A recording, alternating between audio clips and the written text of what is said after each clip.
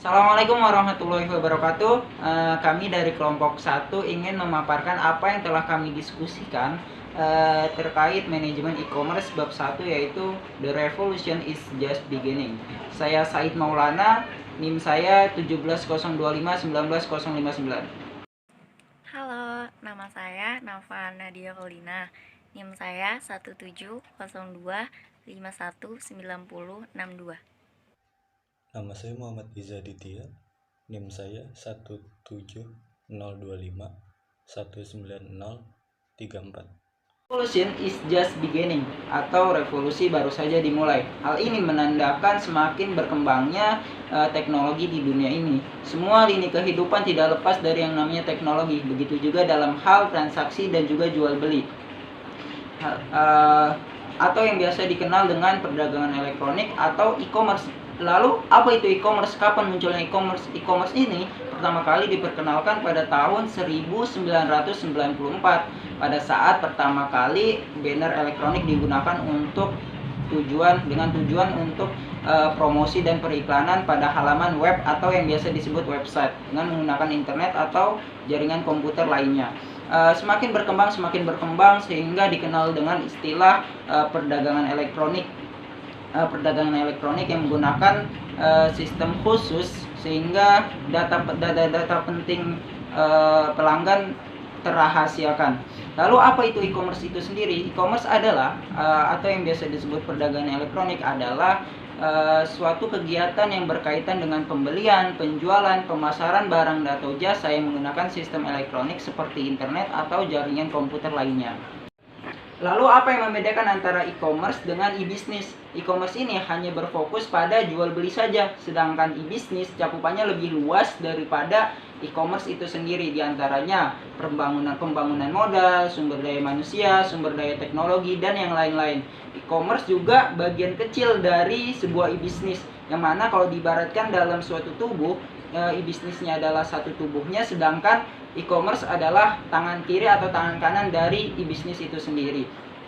E-commerce hanya membutuhkan spesifikasi dan kemampuan analisa dari segi transaksi dan jual beli saja, sedangkan e-business butuh pertimbangan yang matang dari berbagai aspek, diantaranya aspek pemasaran dan aspek produksi.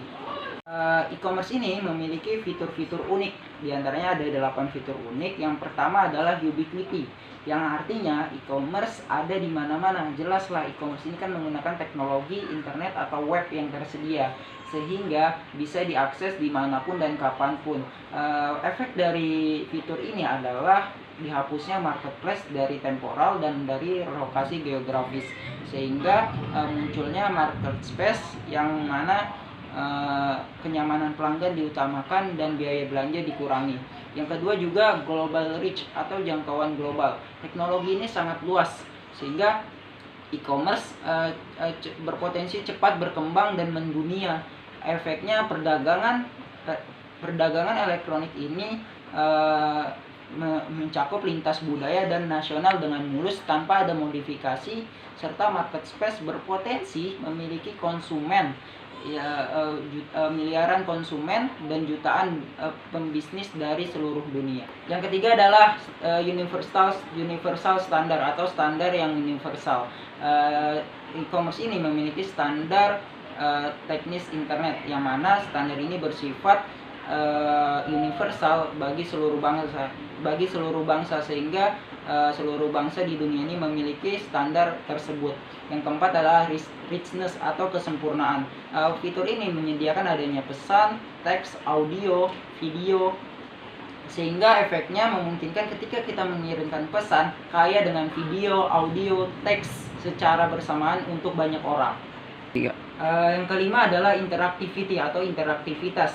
Tidak seperti pada teknologi abad ke-20 yang mana hanya seperti radio, televisi yang hanya memungkinkan komunikasi satu arah. Berbeda dengan teknologi e-commerce yang interaktivitas, yang berarti memungkinkan komunikasi dua arah antara pedagang dengan konsumen, sehingga konsumen ikut dialog dalam dialog dinamis, yang mana konsumen ini menjadi kopartisipan dalam memasarkan barang yang ada di pasar.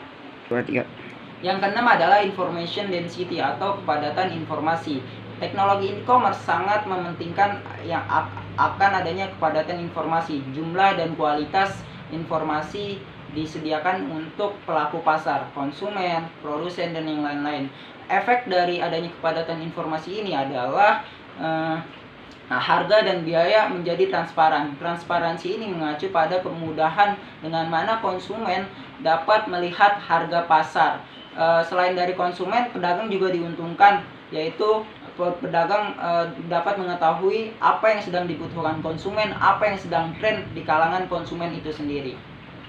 Yang ketujuh adalah personalisasi atau customisasi, yaitu teknologi ini memungkinkan adanya memodifikasi pesan atau barang sehingga efeknya pesan personal dapat dikirimkan kepada individu maupun kelompok. Produk dan layanan pun dapat disesuaikan dengan preferensi terlebih dahulu. Yang ke-8 adalah social teknologi. Teknologi ini mempromosikan generasi konten dan jaringan sosial. Efeknya adalah internet sosial baru dan model bisnis yang memungkinkan pengguna pembuatan konten dan distribusi dan juga mendukung jaringan sosial. Kemudian di sini saya akan menjelaskan tentang memahami e-commerce dari tahun-tahun awal hingga saat ini. Tahun-tahun awal e-commerce selama akhir 1990-an adalah periode visi bisnis, inspirasi, dan eksperimen.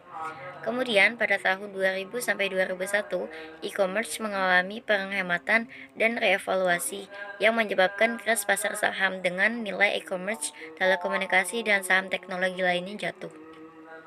Antara 2002 sampai 2008, retail e-commerce tumbuh lebih dari 25% per tahun.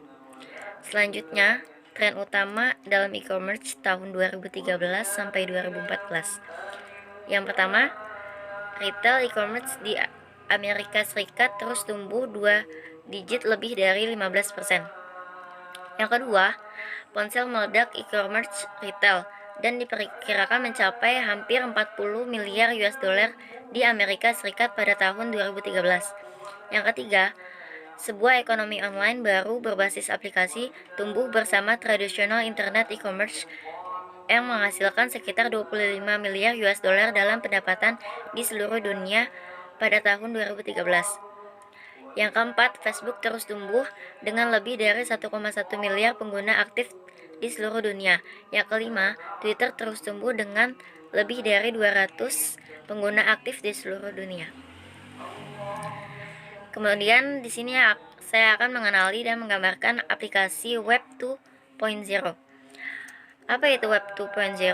Web 2.0 adalah sebuah istilah yang dicetuskan pertama kali oleh O'Reilly Media pada tahun 2003 dan dipopulerkan pada konferensi Web 2.0 pertama pada tahun 2004. Istilah ini dipakai untuk menggambarkan aplikasi-aplikasi internet generasi baru yang merevolusi secara kita menggunakan internet. Semua aplikasi ini membawa kita masuk ke babak baru penghematan internet yang berbeda dengan generasi sebelumnya pada pertengahan tahun 1990-an. Prinsip-prinsip Web 2.0.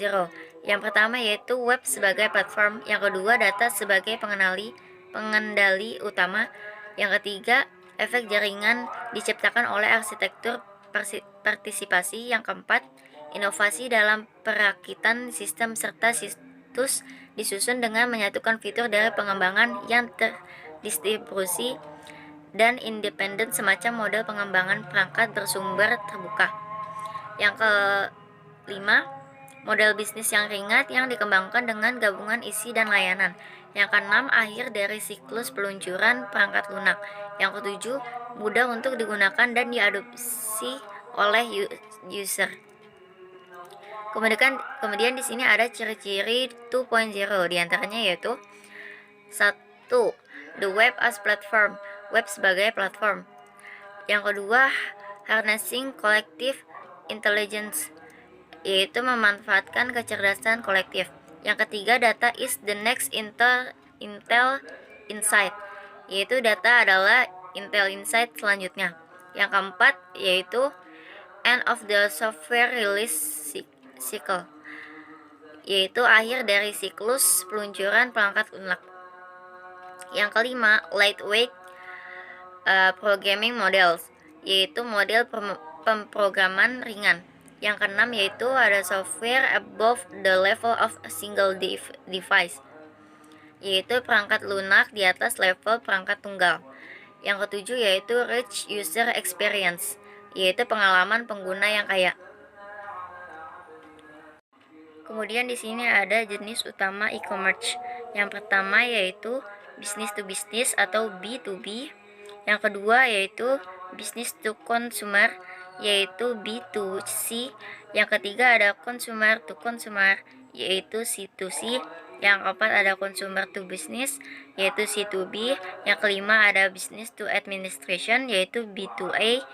Yang keenam ada consumer to administration, yaitu C2A. Yang ketujuh ada online to offline, yaitu O2O. Saya akan membahas tentang mengidentifikasi faktor-faktor yang akan menentukan masa depan e-commerce. Yang pertama itu e-commerce teknologi yang meliputi internet, web, dan platform mobile yang akan terus menyebarkan melalui semua kegiatan komersial dengan pendapatan keseluruhan dari e-commerce dan penjualan produk dan jasa yang dijual semua akan naik. Yang kedua adalah perusahaan yang berpengalaman yang akan terus memainkan peran yang dominan untuk kemajuan e-commerce di masa depan. Yang ketiga, jumlah sukses perusahaan murni online yang akan terus menurun, dan paling sukses perusahaan e-commerce yang akan mengadopsi terintegritas multi-channel strategi. Dan yang keempat ada peraturan internet dan e-commerce pemerintah yang akan tumbuh baik di Amerika Serikat maupun seluruh dunia. Dan selanjutnya menggambarkan tema utama yang mendasari studi e-commerce, yang terbagi menjadi 3 tema besar yang meliputi yang pertama itu teknologi, yaitu untuk memahami e-commerce yang memerlukan pemahaman dan tentang teknologi informasi atas mana hal itu untuk dibangun, yang di dalamnya termasuk internet, web, dan platform mobile dan sejumlah teknologi lainnya. Yang kedua itu bisnis. Sementara teknologi menyediakan infrastruktur untuk bisnis aplikasi potensi yang luar biasa atas investasi yang menciptakan minat dan kegembiraan dalam e-commerce. Dan yang ketiga itu ada masyarakat yang memahami tekanan bahwa e-commerce tempat global masyarakat yang sangat penting untuk menjadi kesuksesan di pasar e-commerce. Sebagai kesimpulan, ketiga ini yaitu teknologi, bisnis, dan masyarakat saling berkaitan, karena masyarakat itu yang memajukan teknologi dan menggunakan teknologi itu sendiri, dan yang menjalankan bisnis dalam teknologi yang digunakan dalam e-commerce. Dan selanjutnya itu ada mengidentifikasi disiplin akademis utama yang berkontribusi terhadap e-commerce. Ada 2 perbedaan utama untuk e-commerce. Yang pertama itu teknis, dan yang kedua itu perilaku. Dari sisi teknikal, yang pertama itu ada ilmuwan komputer yang tertarik dalam e-commerce sebagai aplikasi dan teknologi internet. Dan yang kedua itu ilmuwan manajemen, terutama yang tertarik dalam membangun matematika dan mengoptimalkan mereka untuk belajar bagaimana bisnis dan memanfaatkan internet untuk meningkatkan operasi bisnis mereka. Yang ketiga itu profesional sistem informasi yang tertarik dalam e-commerce, karena implikasinya bagi perusahaan dan nilai industri rantai, struktur industri, dan strategi korporat. Dan selanjutnya itu ada para ekonom yang telah berfokus pada perilaku konsumen online dan pada fitur pasar elektronik digital. Dan selanjutnya itu ada dari sisi perilaku. Yang pertama itu sosiolog yang telah berfokus pada studi penggunaan internet. Peran sosial inequality yang bermanfaat untuk internet dan pengguna web sebagai alat pribadi dan komunikasi kelompok. Dan selanjutnya itu ada keuangan dan jasa akuntansi yang telah berfokus pada e-commerce, perusahaan penilaian dan praktik akuntansi. Dan selanjutnya ada sarjana manajemen yang telah berfokus pada perilaku perusahaan dan yang dihadapi oleh perusahaan muda yang diperlukan untuk mengembangkan e-commerce itu sendiri. Dan yang terakhir itu ada sarjana pemasaran yang berfokus pada sistem pemasaran untuk mewujudkan perusahaan yang dapat menguasai e-commerce untuk meningkatkan dan menemukan hal-hal yang baru.